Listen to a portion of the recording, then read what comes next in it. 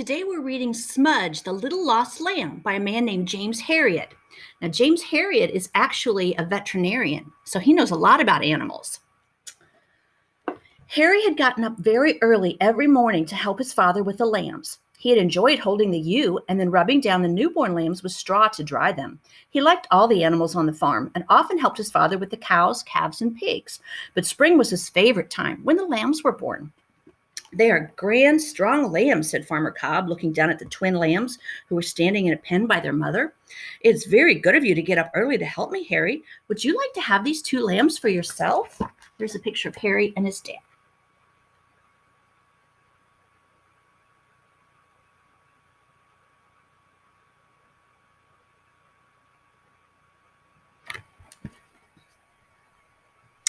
"Oh, yes, please, Dad," said Harry. "All right, then, they're yours. You must keep an eye on them every day. What are you going to call them?" Harry thought for a moment. "That one has a funny white mark on his nose. I'll call him Smudge, and his sister can be Smarty." "Those are good names. Now it's time for you to get ready for school, so off you go." You see the little lambs? Can you tell which one is Smudge?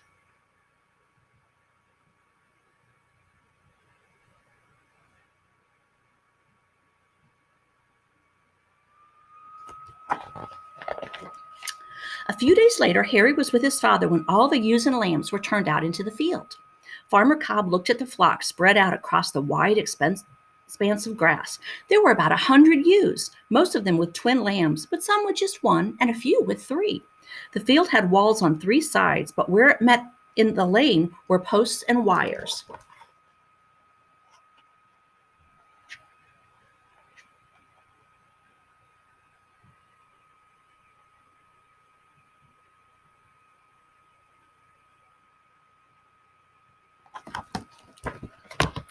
"I hope I fastened that wire down tight enough," he said.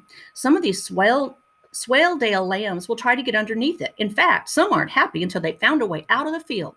Farmer Cobb didn't know it at the time, but Smudge was one of those lambs. For 3 weeks, the flock grazed in the spring sunshine, the ewes cropping the young grass and the lambs happily playing with and enjoying their mother's milk. One of the lambs' favorite games was to collect into little groups and dash up and down by the side of a wall. Harry used to laugh when he saw them racing along, leaping joyfully in the air. However, among the happy throng, there was one lamb who wasn't content, and that was Smudge. He enjoyed the games well enough, but every day he had a growing urge to see what was outside of the field. He was getting very tired of seeing only the walls and the stretch of wire. In fact, at the age of 3 weeks, Smudge was bored. He longed to escape and see what the world was like outside, and surely, he thought, there was some way he could get under that wire. Each day he worked along, nosing at where the wire met the grass, but Farmer Cobb had done his work well. Smudge was about to give up hope when one morning he found a tiny gap. He was able to get his nose through. Then, as he thrust and pushed, he got his neck, then all his body through. With a final wiggle, he found himself on the other side.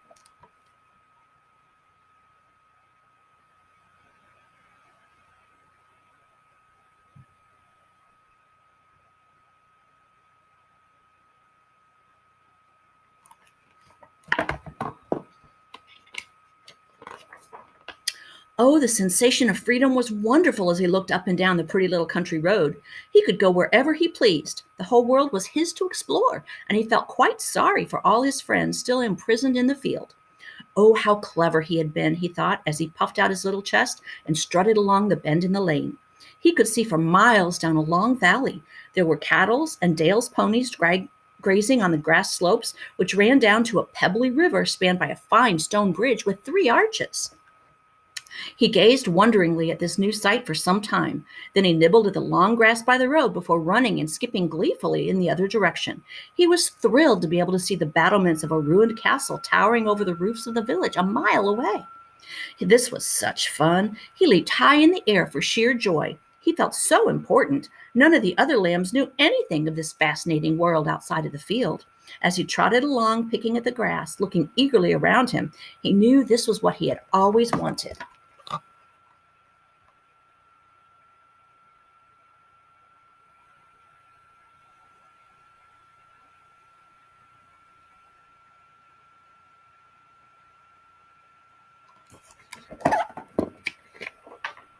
However, after about an hour of exploration, Smudge glanced through the wire and could see his sister Smarty suckling at her mother, her tail wagging furiously.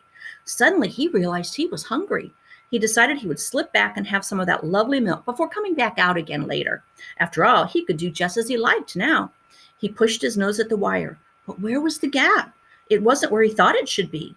As he worked his way along without finding an opening, his heart beat faster, and when he tried again and again without success, he began to feel really frightened, and he baaed loudly for his mother.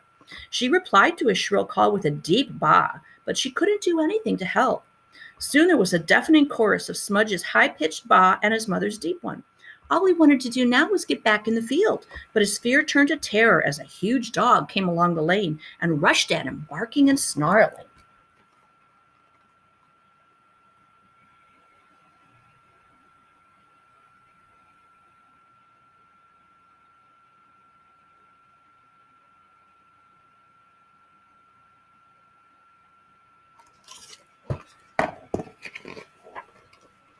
Smudge ran away as fast as he could, and just as the dog was about to catch him, he dived between the bars of a gate into a field on the other side of the lane.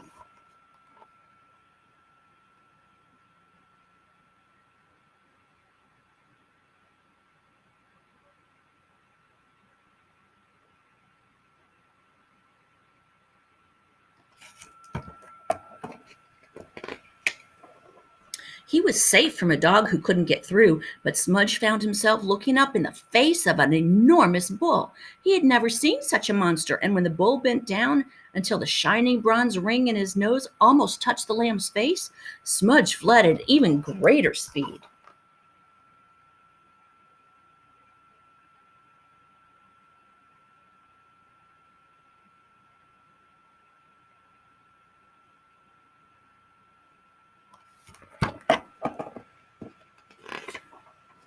He ran and ran and ran over the pasture until he came to a gate which opened out onto the main road. He looked back. The bull was still lumbering after him, probably just out of curiosity, but Smudge, in his panic, shot straight across the road between speeding cars and a bus, whose startled passengers stared out at him.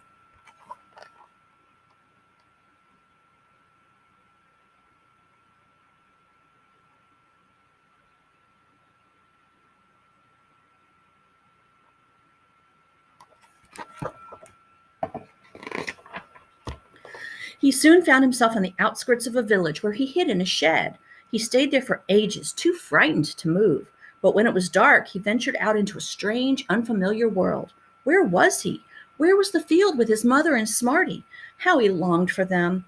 As he walked slowly along the road, he felt hungrier than ever, and now he was exceedingly tired. He was so weak he could hardly do more than stagger from side to side. Then, in the darkness, a bitter spring wind blew up, blowing little flakes of snow in his face.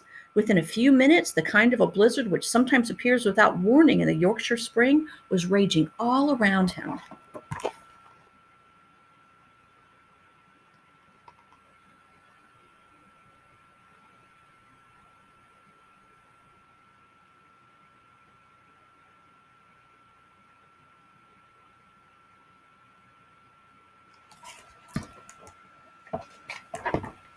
Smudge's faltering steps took him to a cottage just visible in the darkness as he huddled against the gate.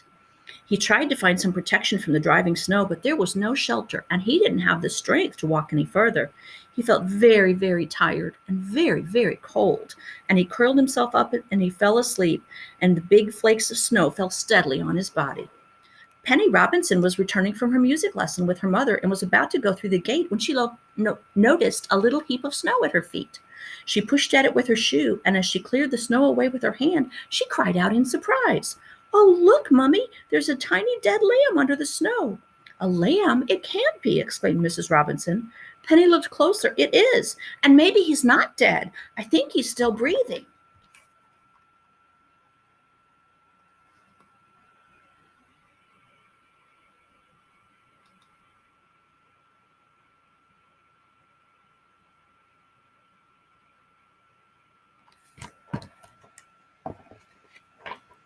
She picked Smudge up in her arms and hurried down the garden path. Inside the house, she put him on the kitchen table where he lay very still with his eyes closed. Penny brushed the snow from him and rubbed him with a towel, but he didn't move, and his wool stayed damp and bedraggled. We must get him warm or he'll die, said Penny. Then she had an idea. She ran up to the bedroom and fetched her mother's hairdryer and began to blow warm air on his tiny body. Again and again she sent the heat from the dryer from head to tail and back again, waiting for some sign of life from the little creature. From way down in the depths of his icy sleep, Smudge became aware of a delicious warmth swirling round him like a summer breeze, thawing him out and drying his wool, pulling him back into the world. It was like a lovely dream, as though he was back with his mother on a sunny hillside field. When he opened his eyes and looked up into Penny's face, she laughed with delight. Look, look, it's working. He's coming around, she continued, using the dryer, fluffing up the wool until it looked just the same as when Smudge had left the field. But still, the little lamb didn't move.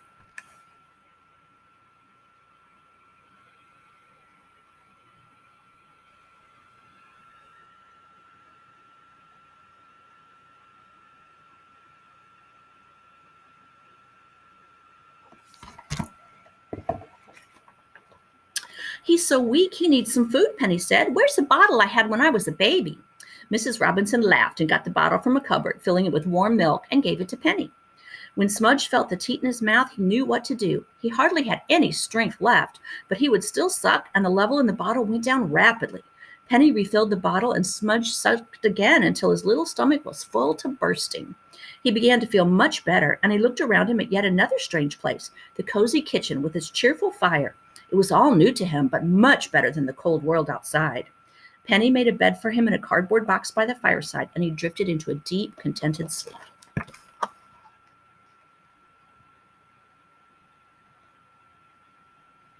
Here's Penny feeding him with the bottle.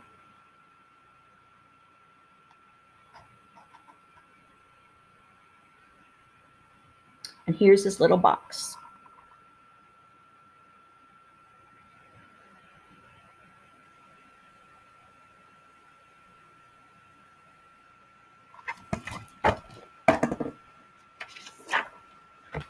Next morning, Penny was delighted to find him out of the box, running around the room. What shall I do with him? She asked her mother. He's so sweet. Can I keep him as a pet? I don't think that would be very convenient, replied her mother. He's going to grow up into a big sheep, and we only have a small garden. We must try to find something out about him. Penny gave him another bottle of warm milk and went off to school in the village.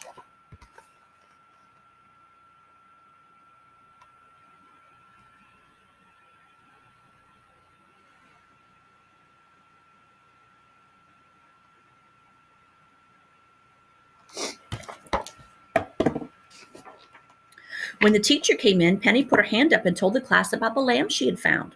Well, that is interesting, said the teacher. I wonder where he came from. As she spoke, Harry Cobb, who was in Penny's class, put up his hand and jumped to his feet. Please, miss, we lost a lamb yesterday. He was really my lamb, and my father gave him to me, and he was missing when I got home from school. He turned toward the girl and held out his hands. Is he about this size, Penny? Does he have a black face with a white mark on his nose? Yes, she replied. Well, that's Smudge. That's my lamb.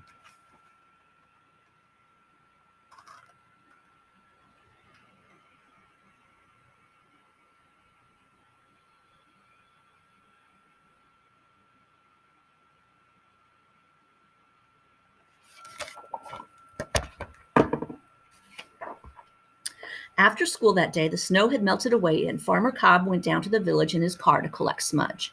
Penny went back to the farm with them, and she and Harry watched as the little lamb reunited with his mother and sister in the sunny field. They laughed as Smudge and Smarty pushed their heads under the ewe and suckled happily, their little tails twirling. He's all right now, Penny, thanks to you, Harry said. You saved his life. Penny laughed. It was really the hairdryer that saved him. There was only one thought in Smudge's mind as he enjoyed his mother's milk. This was where he wanted to be. He would never try to get out of that field again.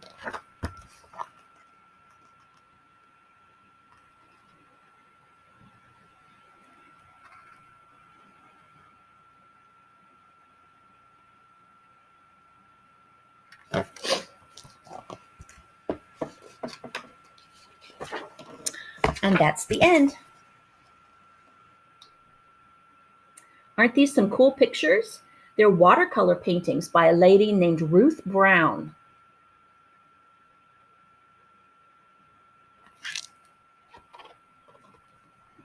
That's That's all for today.